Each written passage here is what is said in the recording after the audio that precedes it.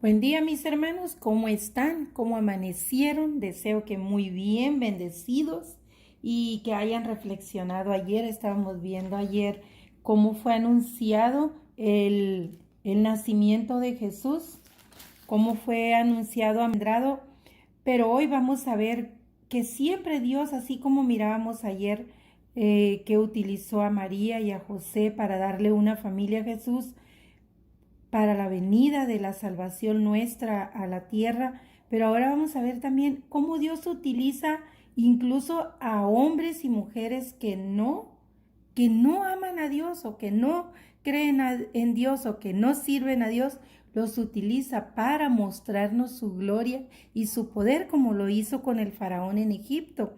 Y ahora vamos a ir a ver el nacimiento de Jesús. ¿Por qué Jesús estaba profetizado que iba a nacer ahí? ¿Cómo Dios movió todo para que fueran María y José ahí?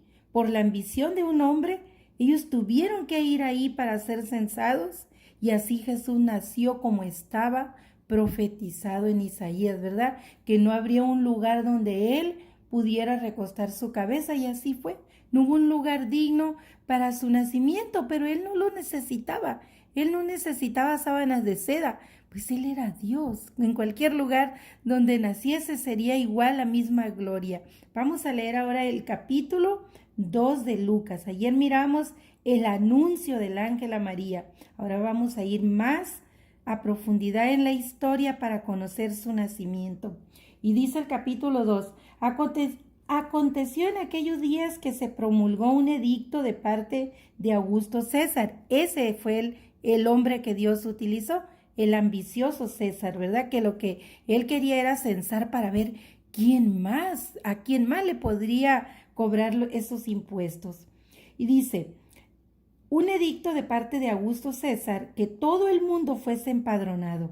Este primer censo se hizo siendo Cirenio gobernador de Siria, e iban todos para ser empadronados, cada uno a su ciudad. Y José subió de Galilea, de la ciudad de Nazaret, a Judea, a la ciudad de David, que se llama Belén, por cuanto era de la casa y familia de David. Ayer hablamos de eso, de David, para ser empadronado con María su mujer, desposada con él, la cual estaba encinta. Y aconteció que estando ellos allí, se cumplieron los días de su alumbramiento, y dio a luz a su hijo primogénito, y lo envolvió en pañales y lo acostó en un pesebre, porque no había lugar para ellos en el mesón. Había pastores en la misma región que velaban y guardaban las vigilias de la noche sobre su rebaño. Por eso se dice que Jesús no pudo haber nacido en diciembre, ¿verdad? Porque en diciembre en esa región no se acostumbra estar en el campo pastoreando. Y por eso se cree que no nació en diciembre, pero ese es otro asunto, ¿verdad? Entonces seguimos, dice: y aquí se les presentó un ángel del Señor, y la gloria del Señor los rodeó de resplandor, y tuvieron gran temor. Pero el ángel les dijo: no temáis, porque he aquí os doy nuevas de gran gozo, que será para todo el pueblo, que os ha nacido hoy en la ciudad de David un Salvador, que es Cristo el Señor. Esto os servirá de señal: hallaréis al niño envuelto en pañales, acostado en un pesebre. Y repentinamente apareció con el ángel una multitud de las huestes celestiales, que alababan a Dios y decían: gloria a Dios en las alturas, y en la tierra paz, buena voluntad para con los hombres. Sucedió que cuando los ángeles se fueron de ellos al cielo, los pastores se dijeron unos a otros: pasemos pues hasta Belén y veamos esto que ha sucedido y que el Señor nos ha manifestado. Vinieron pues apresuradamente y hallaron a María y a José y al niño acostado en el pesebre. En el libro de Hebreos hay un diálogo entre el Señor Jesús y nuestro Padre Celestial antes de venir a la tierra, antes de su nacimiento. Más adelante, quizá mañana se los voy a leer, pero es muy interesante. Ahí hay un pasaje cuando se despedía el Señor para venir a la tierra. Por eso ya les he contado en otra ocasión que Hebreos está dividido en tres. la enseñanza del Padre, del Hijo y del Espíritu Santo. Bien plasmada la Trinidad en Hebreos. Si no, estudienlo ustedes en casita, con mucho cuidado el libro de Hebreos y van a ver, este libro tiene una gran sabiduría para nosotros, pero hay que leerlo así, con mucho cuidado, orando a Dios primero y van a ver todo lo que Dios les va a revelar en ese libro. Y sigo aquí leyendo. Vamos a ver, cuando los pastores llegaron y encontraron a María, José y al niño recostado en el pesebre, dice, y al verlo dieron a conocer lo que se les había dicho acerca del niño, y todos los que oyeron se maravillaron de lo que los pastores les decían. Pero María guardaba todas estas cosas, meditándolas en su corazón. Ustedes que son madres, las que son madres aquí en el grupo, pues sabrán cómo se imaginarán cómo María se habrá sentido ese gran gozo del nacimiento de su hijo, porque esos 9 meses que lo llevó en su vientre, todo el amor que ella tuvo para él, aunque sabía que no era algo carnal, sino algo divino que estaba en ella, pero ella como su madre llevándolo ahí en su vientre. Beatriz, me entenderás muy bien, ¿verdad? Comprenderás muy bien a María. Todo eso que ella estaba sintiendo al saber el destino que tenía el Salvador, ese fruto en su vientre, el destino glorioso que tenía, pero al mismo tiempo doloroso. Y volvieron, por eso dice que los guardaba en su corazón ella. Y volvieron los pastores glorificando y alabando a Dios por todas las cosas que habían oído y visto, como se les había dicho. Cumplidos los 8 días, como era la costumbre, llevaron al niño a circuncidar. Le pusieron por nombre Jesús, como el ángel les había dicho, el cual le había sido puesto por el ángel antes que fuese concebido. Y cuando se cumplieron los días de la purificación de ellos, conforme a la ley de Moisés, le trajeron a Jerusalén para presentarle al Señor.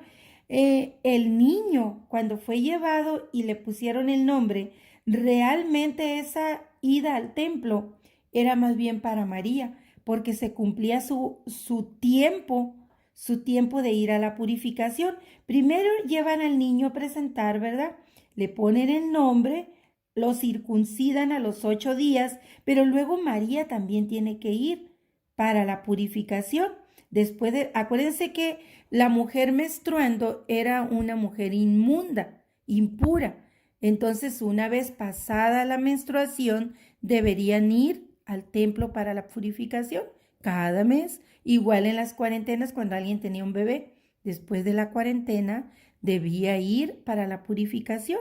Entonces dice, y cuando se cumplieron los días de la purificación, o sea, los 40 días de ellos, conforme a la ley de Moisés, le trajeron a Jerusalén para presentarle al Señor. Como está escrito en la ley del Señor, todo varón que abriere la matriz será llamado santo al Señor. Y para ofrecer conforme a lo que se dice en la ley del Señor, un par de tórtolas o 2 palominos, que era lo que ofrecían los pobres. Eso nos indica que José y María eran una pareja muy pobres, porque por la ofrenda que ellos estaban dando, de acuerdo a la ley, era la ofrenda mínima para los más pobres. Por eso dice que ofrecieron 2 tórtolas y un palomino, ¿verdad? Era lo que ellos podían adquirir para ofrecer. Y aquí había en Jerusalén un hombre llamado Simeón. ¿Se acuerdan que yo les pregunté sobre Simeón? Aquí viene la historia de Simeón. Y este hombre justo y piadoso esperaba la consolación de Israel y el Espíritu Santo estaba sobre él, por eso lo consideraban como un profeta, aunque no era como un ministerio que él tenía, pero en ocasiones el Espíritu Santo le revelaba cosas que él decía al pueblo y por eso se le consideraba que era un profeta, aunque oficialmente el último profeta que tenían pues era Malaquías. Y dice, el Espíritu Santo le había revelado que no vería la muerte antes que viese al ungido del Señor. Y movido por el Espíritu Santo, Simeón vino al templo. O sea, él no tenía que estar ahí, pero ese día que María y José fueron a la purificación llevando al niño, entonces a la purificación de María, ¿verdad? Llevando al niño, el Espíritu Santo movió a Simeón al templo, así como lo hizo con Felipe, que lo movió a donde iba el etíope leyendo Isaías. Así lo movió al templo. Y cuando los padres del niño Jesús lo trajeron al templo para hacer por él conforme al rito de la ley, Simeón le tomó en sus brazos y lo bendijo, diciendo: Ahora, Señor, despides a tu siervo en paz conforme a tu palabra, porque han visto mis ojos tu salvación, la cual has preparado en presencia de todos los pueblos, luz para revelación a los gentiles y gloria de tu pueblo Israel. Simeón lo sabía. ¿Cómo Simeón supo? El Espíritu Santo que lo movió al templo, él mismo se lo reveló y fue públicamente Jesús ahí, siendo un niño apenas como de un mes pasadito, reconocido como el Salvador del mundo, públicamente por Simeón. Por eso el otro día les pregunté, era como para abrir el interés en ustedes sobre este personaje, porque es el primero que lo muestra como el Salvador del mundo ya vivo, porque al principio quien lo mostró, Elizabeth, también guiada por el Espíritu Santo, pero ahora es Simeón el que va, lo levanta en sus brazos y lo muestra ahí en el templo delante de todos. Y José y su madre estaban maravillados de todo lo que se decía de él, lo que habían dicho los ángeles, lo que había dicho Elizabeth, lo que ahora estaba diciendo Simeón. Y los bendijo Simeón y dijo a su madre: ojo, aquí viene lo fuerte. María, he aquí este está puesto para caída y para levantamiento de muchos en Israel y para señal que será contradicha. Y así está el mundo.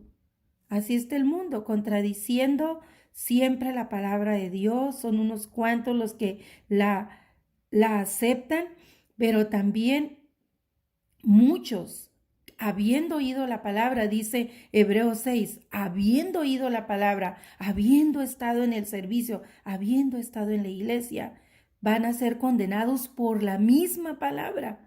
Porque al que mucho Dios le dio, mucho le exigió. Al que muchos recursos Dios le da, pues mucho le juzgará.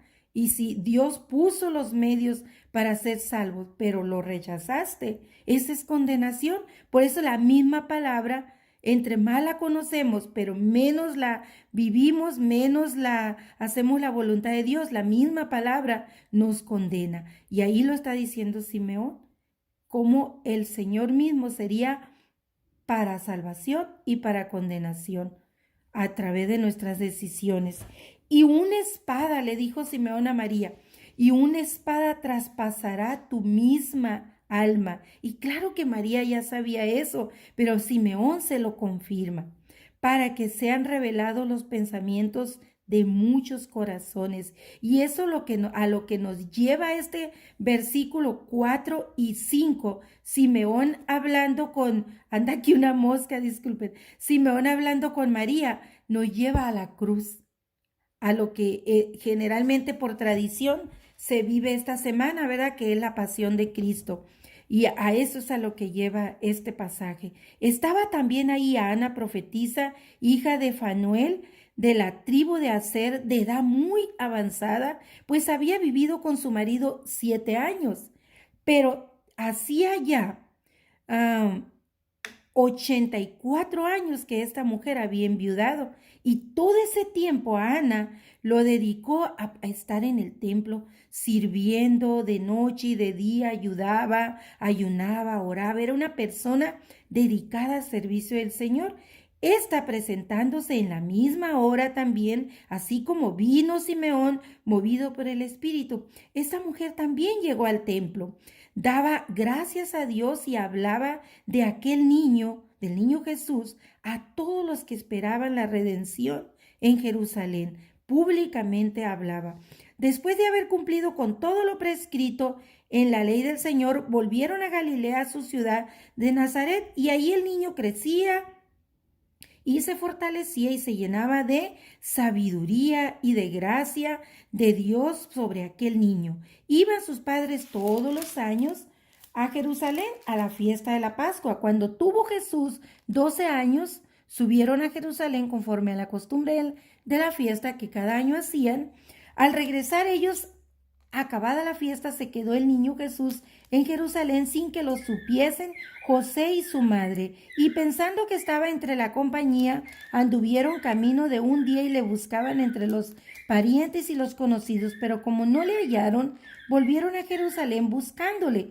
Y aconteció que 3 días después le hallaron en el templo sentado en medio de los doctores de la ley, oyéndoles y preguntándoles, y todos los que le oían se maravillaban de su inteligencia y de sus respuestas.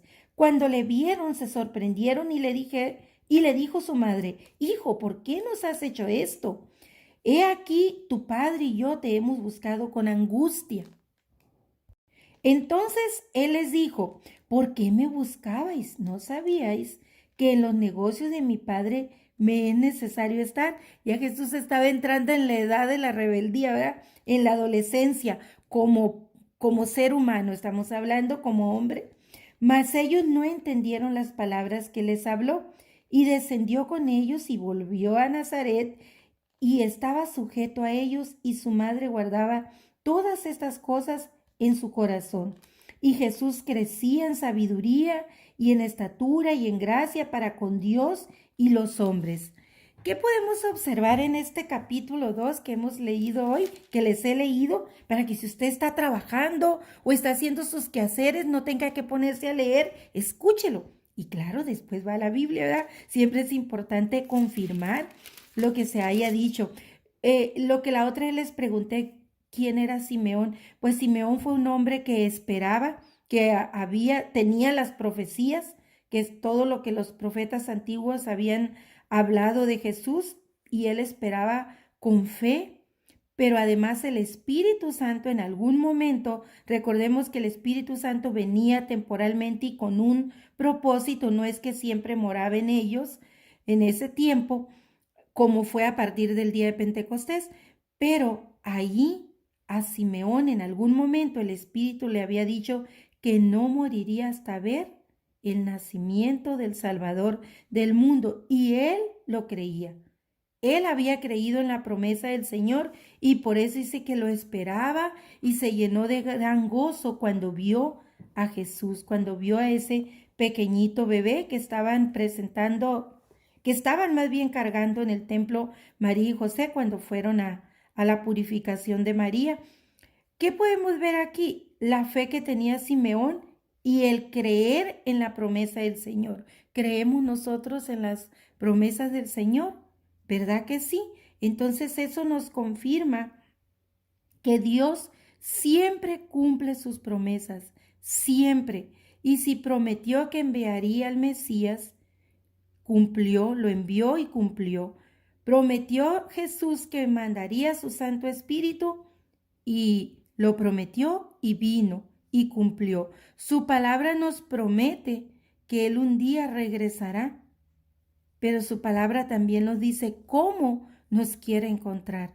Entonces nosotros esta Semana Santa meditemos en eso, que nuestro Señor ya lo hizo todo lo que a Él le correspondía. Ahora nos corresponde a nosotros hacer lo nuestro. Ahora nos corresponde hacer todo lo que su palabra dice para cuando Él regrese nos encuentre dignos de ir a morar con Él en esa tierra que Él ha prometido y que dijo Él antes de ascender al cielo que Él iba a preparar morada para nosotros, porque en la casa de su Padre muchas, dijo el Señor. Él no limitó las moradas a un número, muchas. Así que aún hay tiempo, mis hermanos. No nos cansemos de llevarle este mensaje a nuestros familiares, a nuestros amigos. Llevemos este mensaje a todo aquel que nosotros conocemos que no ha recibido al Señor. Bendito Dios que nosotros le hemos recibido y le hemos aceptado, que tenemos muchos errores en nuestra vida, claro que sí, pero lo importante es estar alimentándonos todos los días de la palabra del Señor, todos los días, porque la misma palabra es la que nos corrige. ¿Recuerdan cuando Pablo le dijo a Timoteo para qué servía la escritura de Dios? la palabra de Dios que servía para redarguir, para corregir. Entonces, para eso nos sirve a nosotros. Por eso todos los días vayamos a ella para que ella nos corrija. No los demás, sino ella, la palabra, nos corrija, porque esta palabra contiene el pensamiento de Dios. Entonces, ¿quién entendió el pensamiento de Dios? Nadie. Pero cada que nosotros nos acercamos a su palabra, nos acercamos a Él a través de su palabra. Y con la guía de su Santo Espíritu vamos nosotros corrigiendo, quitando aquellas piedritas que nos estorban en el camino para continuar hacia, como yo les decía al principio ayer, que miremos que esta es una carrera, como Pablo decía que era una carrera, y que si los atletas corren por una corona, decía Pablo que nosotros corremos por una corona, pero de vida eterna. Entonces miremoslos así, estamos corriendo la carrera y en la carrera, en el camino, hay piedritas que nos pueden hacer tropezar, caer, pero nunca ir atrás. Si nosotros ya estamos en el camino de Jesús, nunca vamos a ir atrás. Esa es la mejor evidencia de nuestra salvación, que no vamos atrás. Claro que tropezamos, pero lo único que nos quita esas piedritas es la palabra de Dios, porque esta nos permite quitar aquello que no agrada a Dios. Nosotros mismos lo quitamos, pero con el poder del Espíritu Santo y el conocimiento de su palabra. Que tengan un excelente día y pues hoy conocimos, ¿verdad? La historia de Simeón, cómo él creyó en esa promesa, no tanto su historia, sino que la promesa en la que él esperaba antes de morir, con paciencia. Así esperemos nosotros, mis hermanos, con paciencia la promesa de la venida del Señor. No importa que haya ahorita un caos de miedo alrededor nuestro, pero mantengámonos nosotros firmes, claro, responsablemente, ¿verdad? Pero firmes en la fe. Que tengan un bendecido día.